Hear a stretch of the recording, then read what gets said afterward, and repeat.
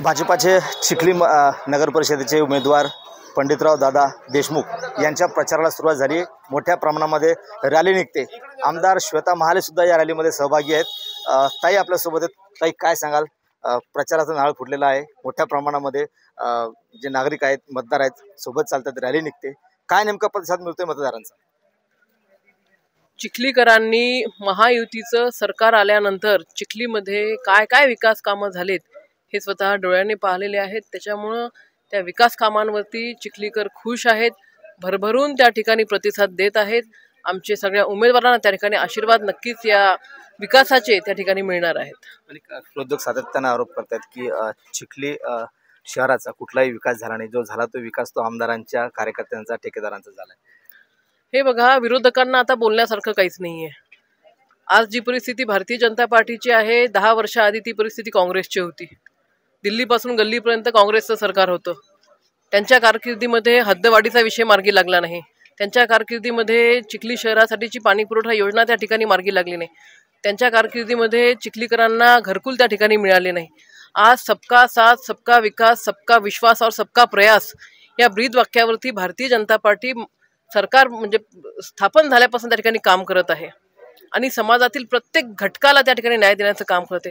चिखली शहरामध्ये काँग्रेसच्या काळामध्ये जे काँग्रेसचे पदाधिकारी आहेत, आमदार असतील तत्कालीन, नगराध्यक्ष असतील तत्कालीन, नगरसेवक असतील तत्कालीन, त्यांनी चिखलीमधले जे ओपन स्पेस आहेत त्याच्यावरती कब्जा केलेला होता। कुठलाही त्या ठिकाणी डेव्हलपमेंट नव्हती। भारतीय जनता पार्टीचं सरकार आल्यानंतर हे जे ओपन स्पेस आहेत, हे ओपन स्पेस आम्ही चिखली शहरामधील जे विविध घटक आहेत, समाज आहेत, त्यांना ते ओपन स्पेस उपलब्ध करून दिले। त्या ठिकाणी त्या समाजाचे समाज भवनासाठी सुद्धा आम्ही मोठ्या प्रमाणामध्ये निधी उपलब्ध करून दिलेला आहे। आणि मला पूर्ण खात्री आहे की विरोधकांना विकासाचा मुद्दा किंवा त्यांची सत्ता असताना चिखलीमध्ये काय केलं हे सांगण्याला काहीही त्या ठिकाणी नसल्यामुळं ते बेछूट त्या ठिकाणी आरोप करत आहेत। शेवटपर्यंत शिंदे सेना आपल्यासोबत येऊ शकली नाही। कुठेतरी आता तिरंगी लढत पाहायला मिळते। शिंदे सेनेचे जे काही कार्यकर्ते त्यांनी राष्ट्रवादीच्या उमेदवाराला पाठिंबा दिला आहे। काय वाटतं की आपले जे उमेदवार आहेत पंडितराव देशमुख या सगळ्या निवडणुकीच्या निवडून येतील? हो, अगदीच। हे बघा, स्टेट लेव्हलवरनं तिन्ही पक्षांना, जे आमचे महायुतीमधले प्रमुख 3 पक्ष आहेत, त्या तिन्ही पक्षांना सूचना होत्या की आपल्याला युती करायची आहे, महायुती करायची आहे, परंतु शक्य नसेल तर त्या ठिकाणी मैत्रीपूर्ण लढत आपल्याला करायची आहे। आज चिखली शहरामध्ये 3 नाही 4, 5 उमेदवार त्या ठिकाणी रिंगणात आलेले आहेत। वंचित बहुजन आघाडीने ठरवलं होतं काँग्रेसने की बाबा आमची युती आहे, परंतु चिखलीमधला विड्रॉल होऊ शकलेला नाही आहे।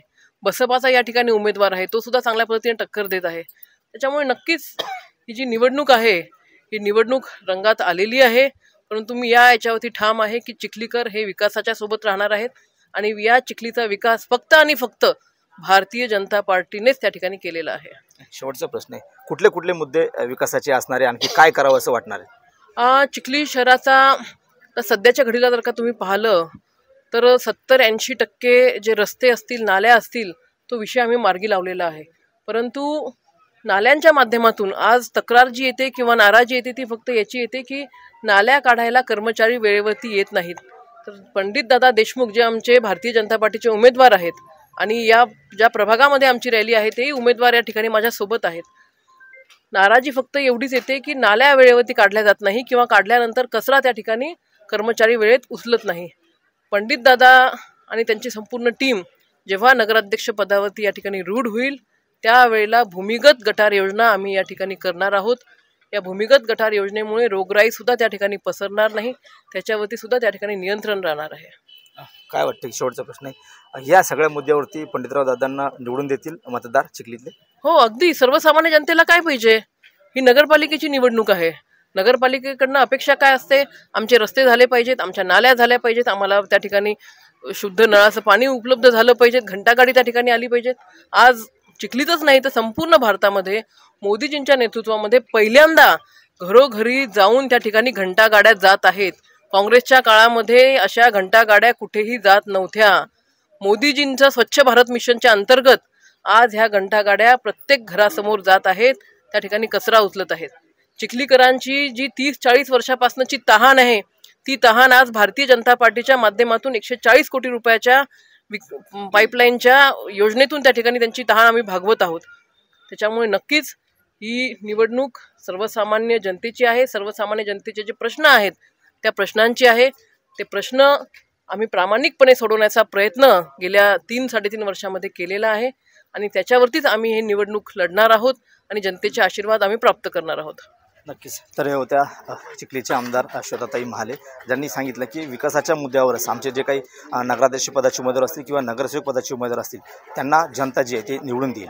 कॅमेरामन निलय देशमुखसह गणेश सोळंकी, TV9 मराठी, चिखली, बुलढाणा.